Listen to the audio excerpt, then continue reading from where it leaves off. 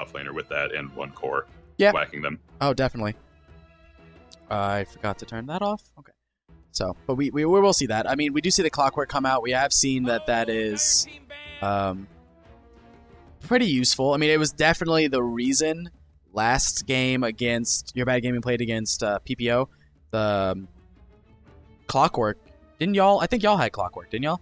Yes, we had clockwork. Y'all's clockwork was the reason y'all got to like do anything. That clockwork basically started every fight, and he had some amazing grabs. So the clockwork before every single fight said balls deep and went into odds that never favored him in any condition. No, and he still managed. Yeah, I mean, he was trolling, but it was the fun kind of trolling. Right, definitely. So that's an Abaddon picked up, and again, this is a super flexible draft. If I have to guess, this is an Abaddon offlane, but it could easily be a 5 Abaddon, a 4 Shadow Shaman, and then an offlane Earthshaker. Lately in this meta, it seems like Abaddon's been a lot stronger and a lot harder to kill. So, I mean, not that I don't think that isn't a possibility. I honestly think that the roaming Abaddon or roaming Earthshaker is way better for any team than a roaming Abaddon. So, or 5 Abaddon even. So Abaddon probably will get shot off in the offlane, deal with him himself. I mean, he has his shield. He gets a Radiance. He's impossible to kill. You get, I think at level 25, you get an extra 300 damage on your burst for your shield, which brings up to like 500. Yeah. Just damage. The shield at 25 is insane. It's just 500 HP more you have to hit through, and then 500 damage that you just get knocked out with afterwards. So it's just insane. It's just incredibly hard to kill. Disruptor. Honestly, a really good choice here, I believe. The Disruptor really messes with the Abaddon, really hurts the... I mean, Abaddon right now. That actually might have been a complete just shot at the Abaddon, making sure he doesn't get anything off. Silences up, it just completely silences him. He still gets his ult off, but just a really zony hero.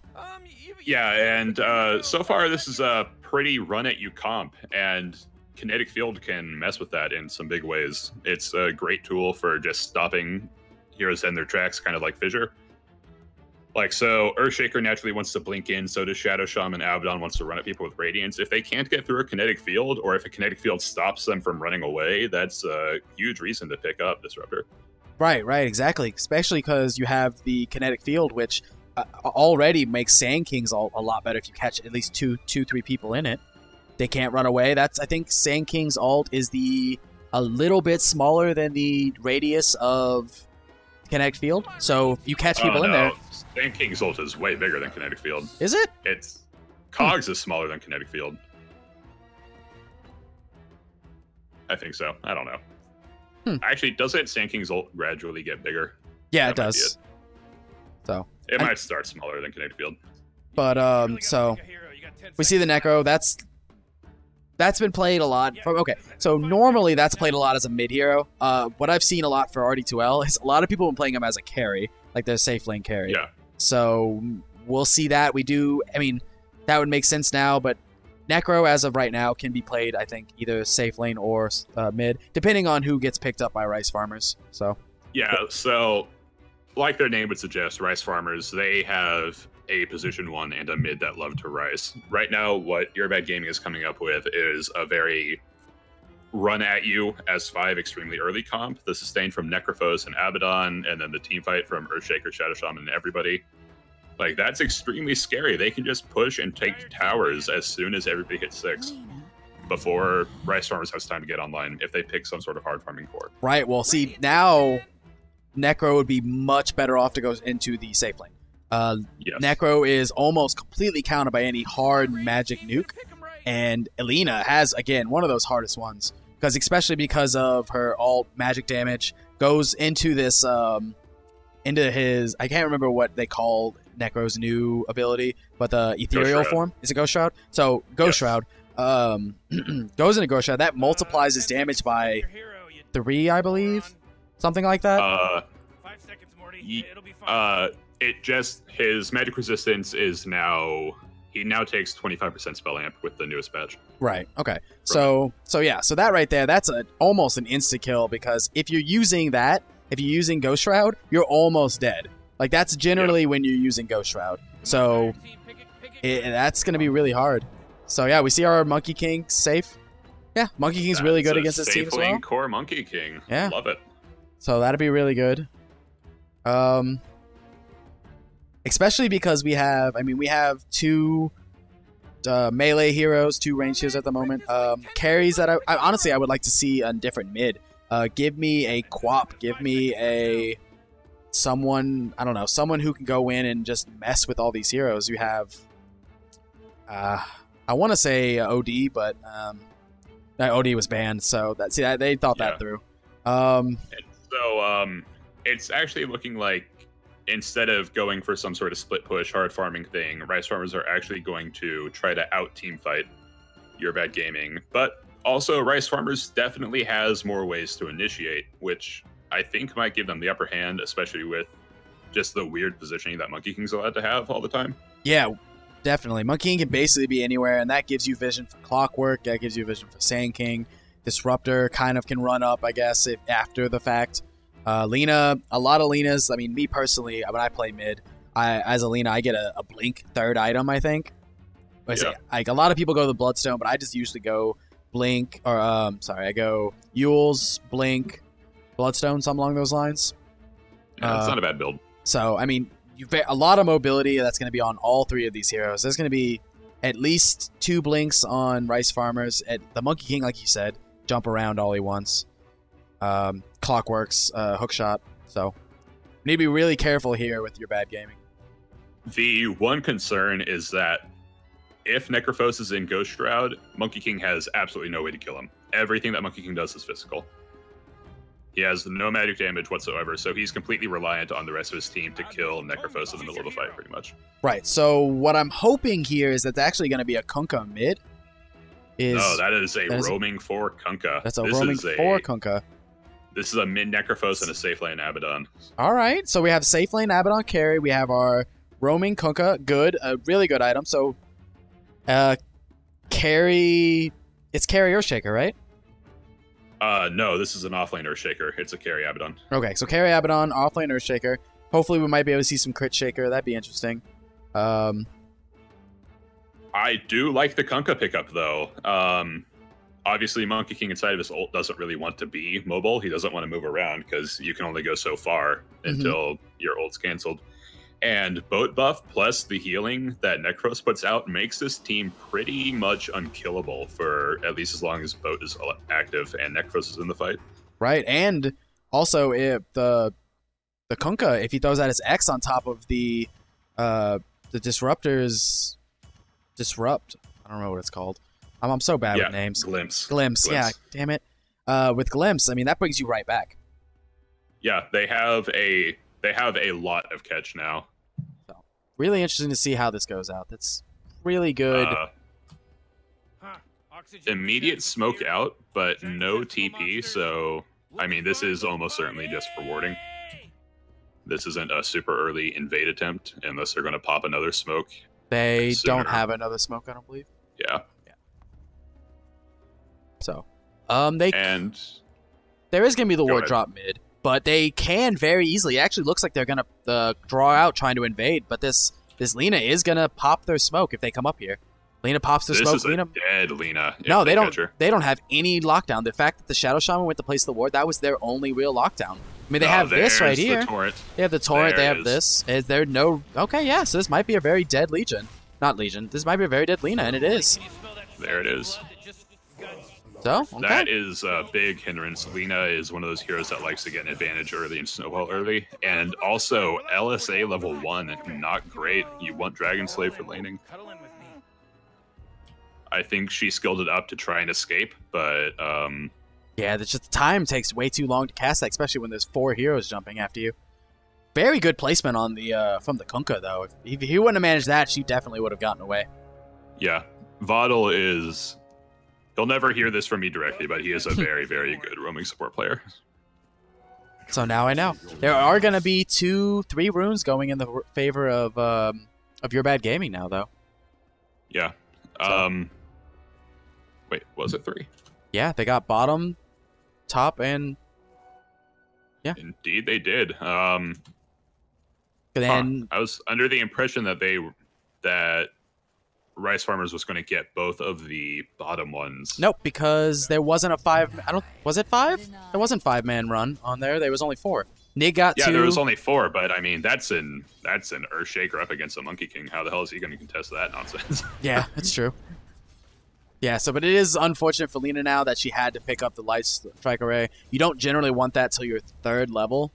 You usually get your Dragon Slave and your Fiery Soul first. Mostly just because, I mean, the mana consumption and the damage isn't really great. Yeah, just like you're saying there, that's nothing. And in fact, Necro's juked it. Necro has an extremely easy lane for now. Yeah, just for right now. I mean, he picks up what? He picks up his Heartstopper Aura next, and he just kind of harasses. He doesn't really need his Ghost Shroud.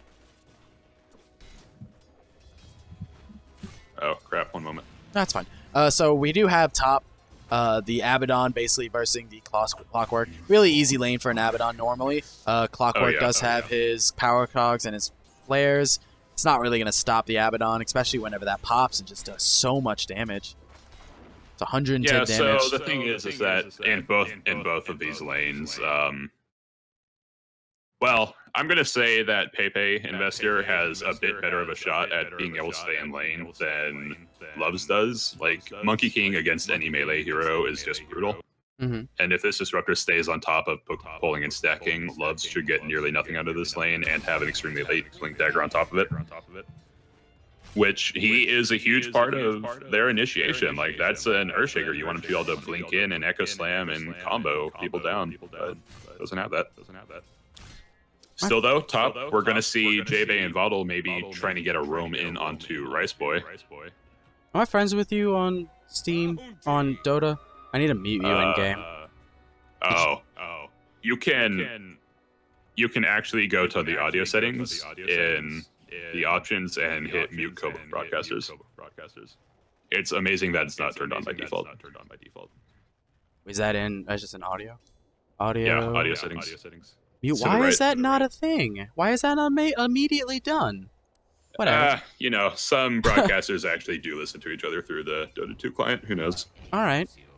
Anyways, appears that the gank is unsuccessful. Lena has positioning, and the wave was pretty far pushed up to her tower. Yeah. But Pepe might get wrapped on. In fact, he almost certainly will. Will he be able to escape this? That's the question. There's the X. And he does not look good right now. Ooh. Oh, he's so close. Good cogs there, though. He did buy out a TP, so he might be able to get out if this Kunkka doesn't see him. No.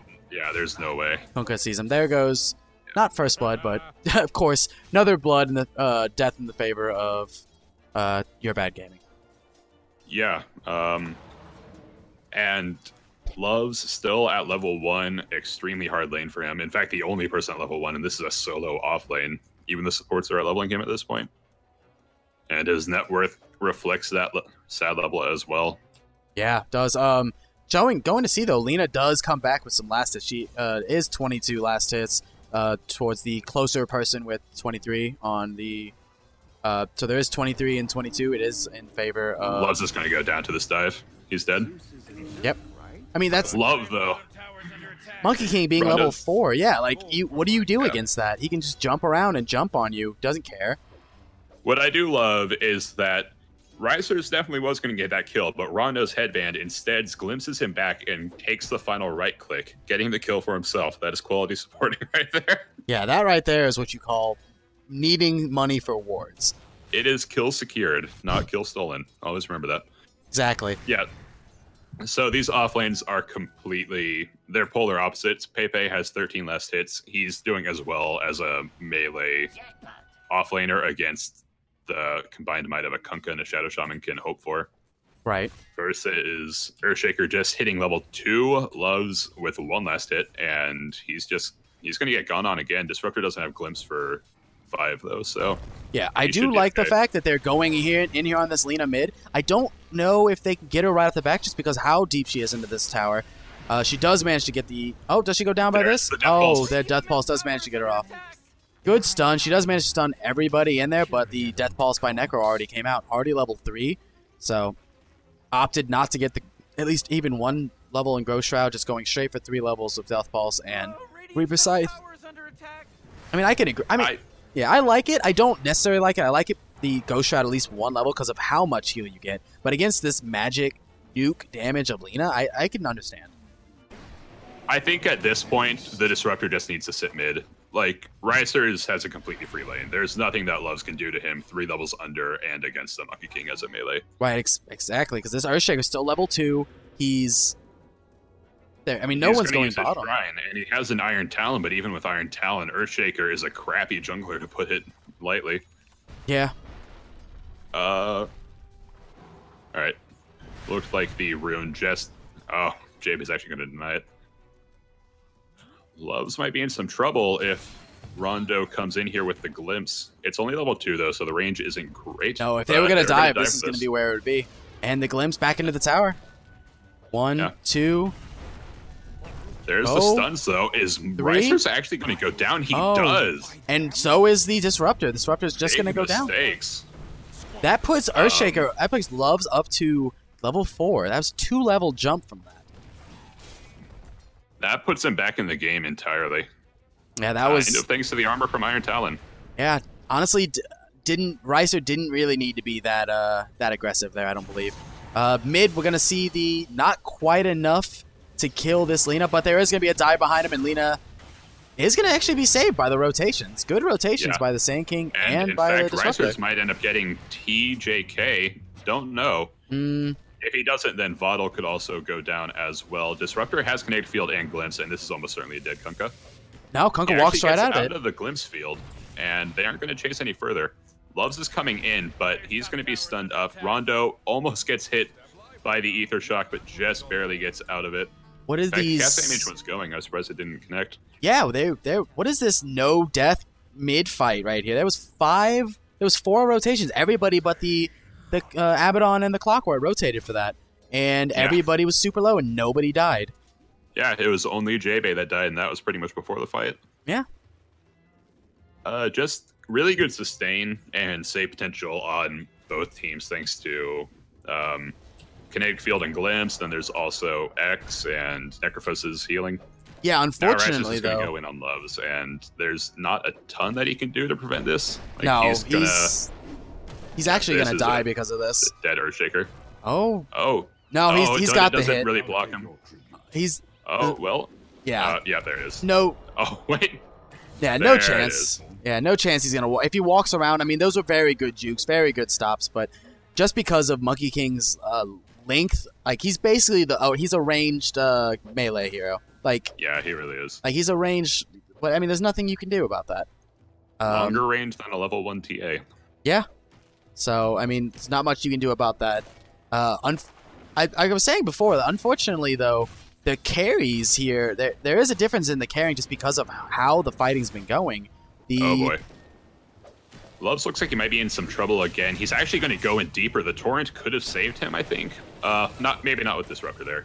Yeah, no, Disruptor actually didn't have Glimpse. He could have gotten out, definitely. Now Rice is going to go in deep. This is his trademark, never give up style, and he's just going to take damage. Yeah, he doesn't really care, though. He can just do whatever he wants. He can. Unfortunately, right now, that's not really unfortunately. Ricer, the 2 carries, Ricer and Nig, they are both basically on top of the net worth charts. They have been leaving the Abaddon all alone, so he is going to continue to get farm. I mean, there is more kills on the Monkey King, which is good for him, but he is only level 6 compared to the level 9 Abaddon.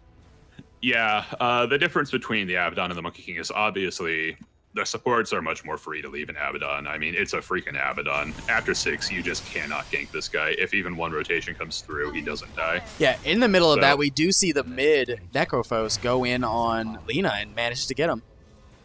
Yeah, Necro is putting in some serious work, but this might be a bit much for him. Yeah, he doesn't have any. Wrapped by 3. Yeah, he doesn't have any in Ghost Shroud. He went full Death Pulse and Heartstopper Aura.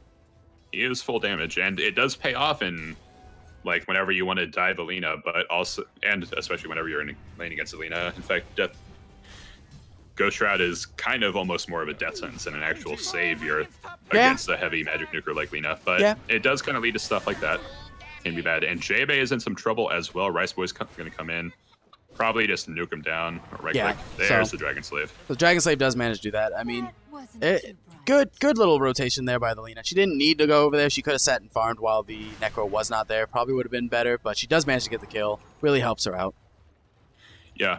And Bottle and Loves managed to escape some of Monkey King's wrath, but I really think that at this point, the supports just need to let Ricers farm for a bit. Monkey King isn't exactly a hard farming core. In fact, he's pretty freaking bad at it. Yeah. Mostly he wants to farm through heroes, but he does at least want an Echo Saber and like one other item before he starts fighting. And definitely.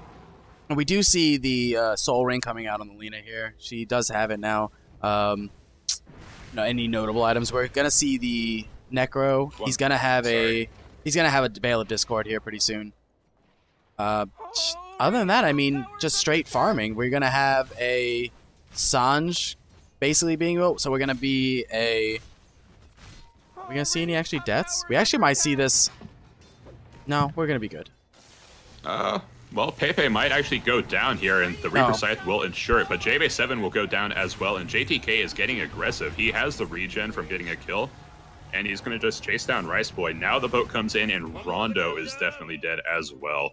Yeah, I mean, in the favor, though, that was very in favor of Yerbad Gaming. Even though they did lose the bottom tower, they do get, what, it was an offlaner and a support for a support, so it's not a bad trade-off. And they're doing damage to the tier 2 top, yeah. So. Like I'm saying, they're just leaving this Abaddon. Already has a Veil, not a Veil, already has a Vlad's going in next for his, what's it called? Going in next for his Heaven's Halberd. I mean, it's going to be really good against the Monkey King here later on. Clockwork's going to hookshot in, but where's the follow-up? Sand King and Lina are halfway to death's door. Necrophos is going to take a lot of damage, and he will go down thanks to the battery assault. And they're actually going to glimpse out Abaddon. I'm not sure if that was the play. They had enough to... oh, you know what? I don't think that they kill him with borrowed time, like, at all. In fact, Rice Boy might be the one that goes down. Torrent's going to miss. But Abaddon can afford to get aggressive. He has a Vlad's, he has Phase Boots, and he's got a Photic Shield. Yeah, no, there's nothing that they can do. There's literally nothing at the moment they can do to him. They have to basically wait out the... They can't even draw Static Storm like right off the back, or Kinetic Field. They need to wait out his borrowed time. They can force his ult here, though. Yeah, they're going to force his ult, but after that, he's just going to walk out. Is it? Well, will he? There's the cogs. Yeah, so I mean, it's 2 hits. He literally just walks out. They lose. Yeah. They lose the support for it. They lose. Disruptor's going down. Clockwork almost certainly is going to go down as well. Lena's throwing out some hits, but Nig and Bottle are on the chase, and JTK as well. Nig will get the last hit. Some gold going towards him. Rice Boy is going to do his best to defend this tower, but it's not going to be enough. And that's the tier 1 mid gone, one of the most important towers in the game. Right, tier 1 mid gone, tier 1 tower bottom is about to go down too. While that fight was going on, Love Muffins and J-Bay ended up getting the Monkey King. So not only was there just all that fighting bottom, so they basically baited the Abaddon. It was a 4 for nothing. No one else died on Yerbad Gaming. And, I mean, and they didn't even have 2 people there. They didn't have the Shadow Shaman or the Earthshaker there to stop them. And those are their big crowd control heroes. Especially because if you think about it, they wasted 4 things on the Abaddon just to try to get the Abaddon. He just didn't care. And, of course, Borrowed Time isn't a big ult by any means. He already has it up, and it's leveled. Now they're actually going to go in on Ricers. He's just bopping creeps, and he's going to get X'd up, and the Torrent will connect because Bottle's not bad. Yeah, but the Earthshaker, Fissure misses. He does manage to kill him anyway, but Fissure missed. He did it a little bit too early. But yeah, like you said, yeah. I mean, what are you going to do against that? Besides just BKB, so much catch. Yeah. Picking an extremely evasive hero like a Monkey King. Well, I mean, the Kunkka was last pick, so I can't really blame it. Kunkka was, in fact, an amazing pick, just deciding to have the Abaddon be safe lane instead of off lane and shuffling around the draft is kind of part of what makes the 3 first picks from Yerbad Gaming so good. I mean, they had a Shadow Shaman, Earthshaker, and Abaddon. None of those are really that firmly set in what their roles are. They can all do a lot. Yeah, no, they definitely can do basically anything they want, and that's actually how they... I mean, they're very much so. If we look at the, oh boy, JTK is going to get gone on, and he will be nuked down. I don't think that there's any way that he lives, Oh, and no. with the Lugana Blade, he goes down. oh yeah, especially with that. I mean, even there. So we do see the Abaddon. Nig is 2,000 gold ahead of anybody close to him. So I mean, there's not much like anyone's. They got to catch up to him soon, especially if your carry, the Ricer. He's 3,000 gold below. I mean, about maybe almost 3,000. He's fourth in the net worth. I mean, right now the net worth is in favor of YGB of Yerbad Gaming by almost 4,000. Almost experience-wise, not that much, but pretty good. Oh boy, big initiation from Loves and Kunkka, and in fact, this is going down. Ricer's pops the ult, but nobody's actually in it, and he's actually going to be caught by JBay7. So everybody's going to be going in on him. 3 down in an instant. Big ults are committed though, so it wasn't without paying a price. Yeah, but 3 for none right there. That's team fight. I mean, almost the entirety of Ricer's team draft was drafted around hopefully getting a team fight. They have their kinetic field, they have their Monkey King ult, they have all this other stuff that they're hoping to win their team fights, and they're just not winning team fights.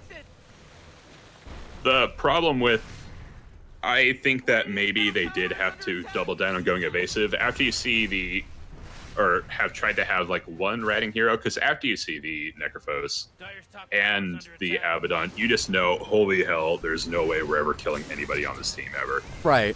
So, but they don't have the best gank potential, really. They have a Shadow Shaman and a Kunkka, but the damage isn't that massive. There's this, you can't escape. Yeah, and again, though, supports are dying. Yeah, and again, there's 3 more deaths. 3 for none already. Everybody's full. They can push up.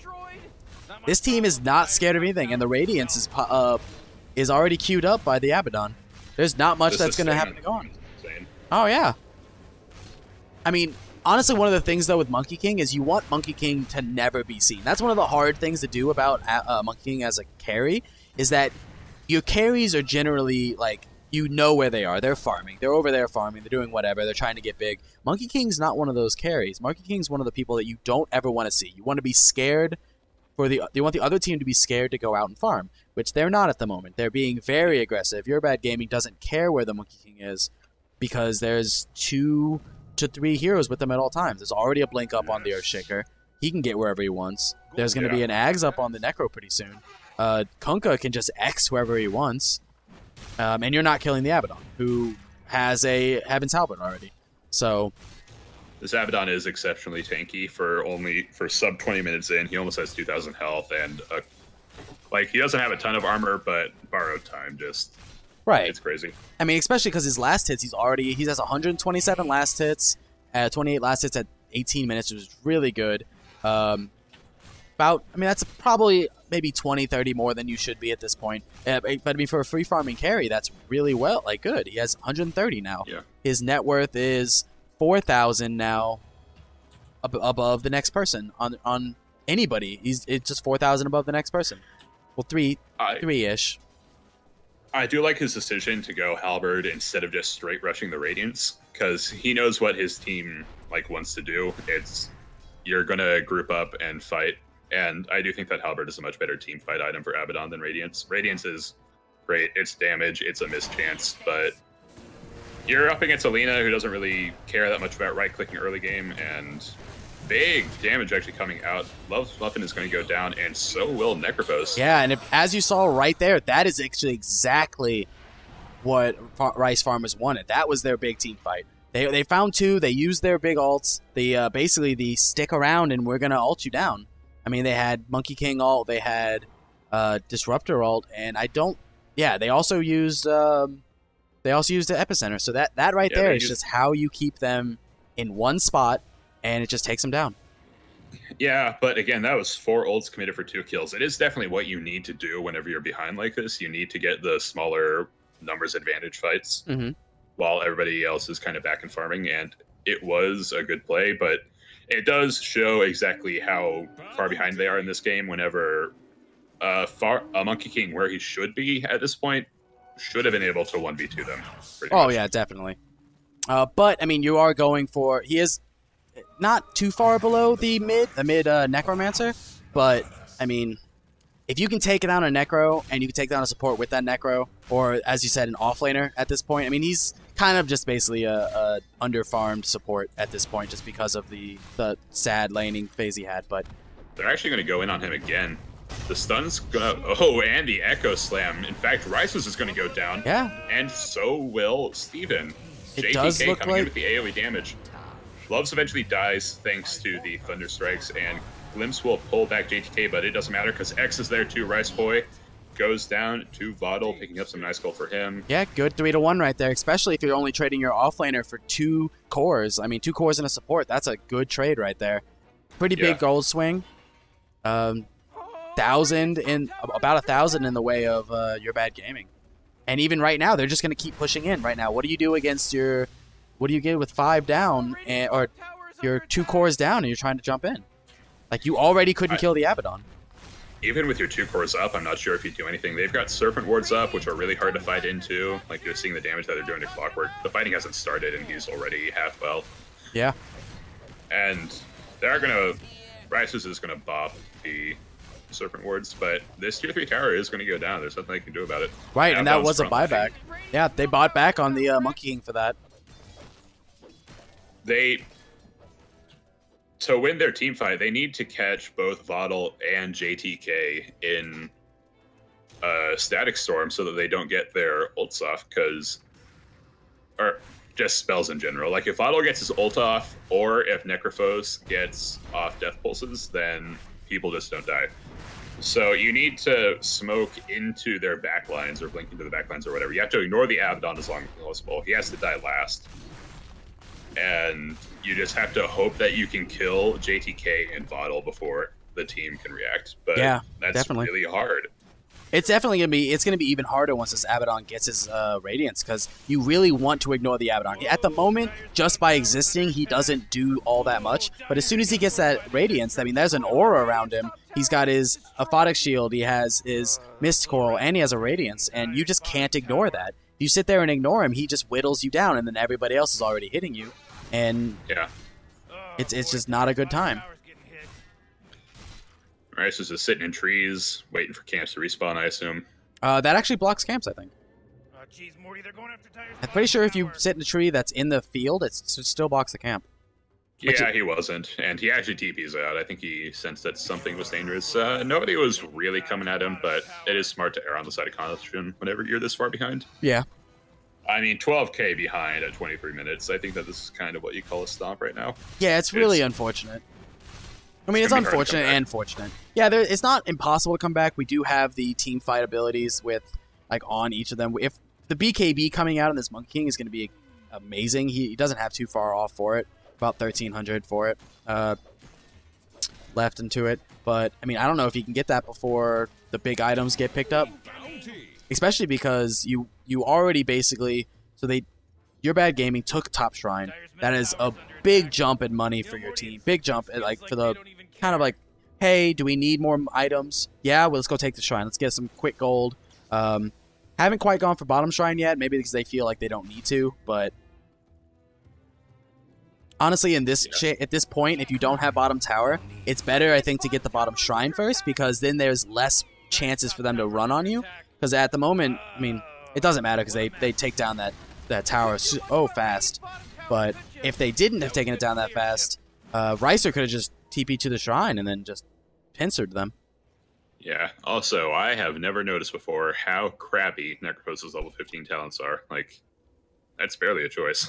I always get the movement speed. 6 stats. Yeah. Woo. I always just get the movement speed because it's super lackluster, and why not move at 375 instead of 350? 355? Yeah. Roche attempt going to be going on, and I mean, Monkey King is a great hero to contest Roche. You just toss your ult into the pit and you do damage, but I don't know if they have I don't think that they have the strength to just contest. See, the thing about this is, it's just the Abaddon in the pit, which is a perfect output, because Abaddon can do it on his own. He has a double damage. You don't need anybody else in the pit. Plus, pit fights are what Ricers wants. Like, that's what they want. They want everyone to be shot into this little area where they can hold them. We actually while do they're see... in the pit, Pepe is going to be going down, it looks like. Yeah. Down to the Aura Heartstopper, very good. Yeah. And still, though, this is an extremely long rush attempt. Yeah, yeah, because they basically just let Abaddon do it on his own, and he's going to have an Aegis here, which is going to make him even harder to kill. They couldn't kill him before. I want to say he hasn't died a single time. Let me look. Not hero levels. Why did I click that? Kills death? Yeah, no, the Abaddon hasn't even died once, so it's going to be really difficult for him to get killed at all. And in fact, Risers is going to be going down here. Reaper Scythe doesn't get him, so he doesn't have the increased death timer, but, you know, that's still 50 seconds, no buyback. Abaddon's not even going to bother. Abaddon didn't even take it. Freaking need it. Like, is the Abaddon really going to die? I think it's much better on Necrophos, really. No, yeah, definitely. But I mean, especially because I think he just picked up his Radiant recipe. He's almost at his Sacred Relic. He doesn't need it. He doesn't care. I mean, that's what you do right there. You take a team. I mean, not a team fight, but you kill someone. So they killed Pepe up top. And they took an objective. Roche is one of the really good objectives that you can take. And now they're going to push into melee racks. Serpent wards are down. They're just going to, I mean, Rice Farmers are going to poke as much as they can. But the Epicenter is going to come in. They're going to try to get something done here. But counter boat comes in, or shark, whatever you want to call it. Clockwork going to take some damage to the Reaper Scythe, but not enough to bring him down. Still, though, quite a bit of damage is going down here. Big Monkey King ult. LSA is going to keep... Oh, yeah, there's a lot. Necrophos is going to go down. Loves Muffin brings...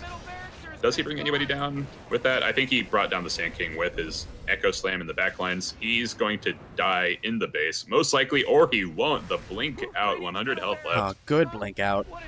I mean, they didn't have anything... Yeah, they didn't have anything to stop the Blink. I mean, you have to put something there to stop that afterwards. And Abaddon just doesn't even care still. He's just sitting in base.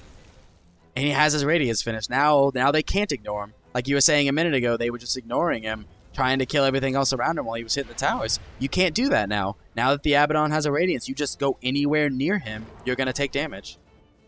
I'm kind of... I guess their lanes aren't in great areas for it, but I was sort of surprised that they didn't just keep pushing. I mean, they have a Necrophos. They can, in theory, push forever, just because of the sustain that guy brings to the table. Yep. I mean, I don't think you want to do it just because they did give up a tier 2 for it. I mean, it's apparently, clearly it's not the best trade for Rice Farmers, but they did get a tier 2 out of that. You don't want to just ignore the lanes, and it was a tier 2. Oh no, now it's bottom racks. I have seen teams where they're like, we're doing so well, and they just ignore and they fight, and then the creeps push out the waves, and the creeps just take towers. So yeah, so they're gonna group up as Rice's rage quit. Did he actually rage quit, or is he coming back? No. Is this something I should know? No, you'll Oh, he's back. When he doesn't rage quit, he just like stops talking. So welcome relief. So Abaddon's level 20 now. He's got the CDR, makes him even more powerful thanks to his ult being lower. One moment. Yeah, so he has all this. This is basically just it's really good. So cooldown reduction, now it's down to, what, 34 seconds? A lot of people that I've actually seen after this, I'm actually kind of surprised that he's going for the Blink Dagger next. Because a lot of people, what I've seen do with this build, is they'll go for Octarine Core next. Because that drops your ult even farther down to 25 seconds, I believe. Yeah, Octarine or Heart. Like, Blink seems like a kind of a small item to pick up right now. Compared to everything else, like he doesn't need to be jumping in. Like, he doesn't need to go in and fight people when he can just... The ults are out. Epicenter's going to be doing some serious damage to Abaddon, but, I mean, he's just going to borrow time back up. He's already back to half health. He's going to escape from Monkey King ult. Loves goes in deep, though. He might not be long for this world. Rice Boy will die to some right clicks thanks to J-Bay, and Static Storm keeps them locked up, but it's not enough. JTK is in the back lines. Oh. Nobody can do anything to him. Nice Burrow Strike onto 2. J-Bay 7 and Vodal taking some damage, but again, JTK just so freaking tanky, will finally go down after they use everything on him. Oh, it's good buyback, though. Very good buyback there, trying to get this. And the Burrow Strike onto J-Bay 7. They could try to get more out of this. But Abaddon is in the backlines. He's going after Rice Boy. Rice Boy will go down. Abaddon has his ult, too. Yeah, he has his ult. He doesn't even care. Back up. No, he's just going to... Yeah, he should back up here. This is when you need to leave. Because Abaddon hits you one more time. He's got it. Yeah. And there it is. There we go. Here's the first death down. First death on Abaddon. Now, Kunkka does have to escape, and JB7 almost certainly will die here. Hook misses. JB7 blows up under the Monkey King's slightly phallic stun, and Vottle will be the only one to actually get out of there. That's So kind of the best situation that they could have. Yeah, that was the best thing that Ricers probably could have hoped for. But I mean, that right there was just one of those classic things of we're so in the lead right now that we don't care. But unfortunately, I mean, you overextend when you do that. I mean, it's not. I mean, to be fair, there isn't the tier 1's still not down mid. It isn't very likely they're just going to push before anyone else is up. But it's those kind of things that if you do too many of those, we can't lose. We're so far ahead. You do too many of those, and all of a sudden the other team's pushing into your racks. So I mean, yeah. I don't think that one mistake is gonna throw Yerbad Gaming off a loop. I mean, they're still so far ahead, but if they keep doing that, if they keep thinking, man, we're just so far ahead it doesn't matter, then they might have an issue. At the end of the day, though, it almost sort of doesn't. I mean, they still got the tier 3. It's not as much as they would have liked to get, but they also forced buybacks. They lost Bloodstone charges on Lina. Like, that fight can't happen. It just absolutely can't happen again. Oh yeah, definitely. Yeah. I mean, another thing though, Ricers isn't. They are pretty far behind just net worth wise and experience wise and all that, but in terms of just objectives, they only lost mid rack, so they don't. It's not like it isn't a impossible game for them to come back from. They're very still likely to be able to come back. Just it's going to be very difficult. Yeah, it's not like a mega creep comeback or anything like that, but I think that if Rice Boy dies again, then they lose another set of racks because that will be the dieback death, and oh yeah, definitely. He doesn't have buyback for 5 minutes. Yeah, that's gonna be hard. This is a game where I mean, I don't actually know if I agree with this Rice Boy Lina's item choices. Like, you don't get a Bloodstone if you're so far behind. Bloodstone doesn't actually. It's just honestly, it's a waste of like 5,000 gold. Almost 5,000 gold if you buy it and you're already behind. Like, he has a good bit of deaths already. You can't really live throughout the fights. So what are you doing? You're buying a 5,000 gold item that gives you 2 regen a second, basically. So yeah. I would have liked to see things on him. Maybe, honestly, maybe an Octarine wouldn't be bad. Getting his Yules, not his Yules. Yeah, getting a Yules. Yules saves you. It helps you get kills. I do like the fact that he's trying to get a BKB, but like... Yeah, BKB is important, and it will be picked up. Doesn't have to worry about buyback, obviously, because it's on cooldown. Yeah. This is, though, the Ricer's trademark. He does not save for buyback ever. Past 30 minutes, he will not have buyback. That's how he rolls. So he doesn't give a damn. He has his Diffusal Blade. He's not going to save. So one thing that they could have done, which I would have actually really liked to see, is if Ricers would have picked up maybe a Shadow Blade on Lina going into it doesn't even have to be a Shadow Blade on Lina. I like the Diffusal Blade, but on the Monkey King. But if Ricers would have gotten big smoke gank, and Abaddon's going to be the front line for it. I'm not sure if this is the target you want to go on, but they will. This is the 2 big cores. If they can kill these 2, then that would be massive. Nig's ult is going to come out. Monkey King taking a lot of damage. Nig is already back up to full health. There's almost no way that they actually kill this man. He is taking quite a bit of damage. He's going to be stunned again, but now the BKB is up. And that was a team wipe. That fight right there was won 100% by that Earthshaker. And that is GG. Yeah, that was the Earthshaker come in, say, you're not going to take out my fam, and that's just going to be how it is. One thing that I do want to talk to you about is how do you think that this game could have been different for rice farmers? I know that Monkey King as a position 4 has fallen out of favor with the Basher not working anymore, but I also don't think that he's a good enough core to like really pull back a draft that's kind of in the dumps. I'm not, and it really doesn't feel like a Ricer's hero. Yeah, okay. I don't know his entire pool, but I haven't seen him really on Monkey King that much. He likes to play farming heroes. I think that you just give him one of those. All right.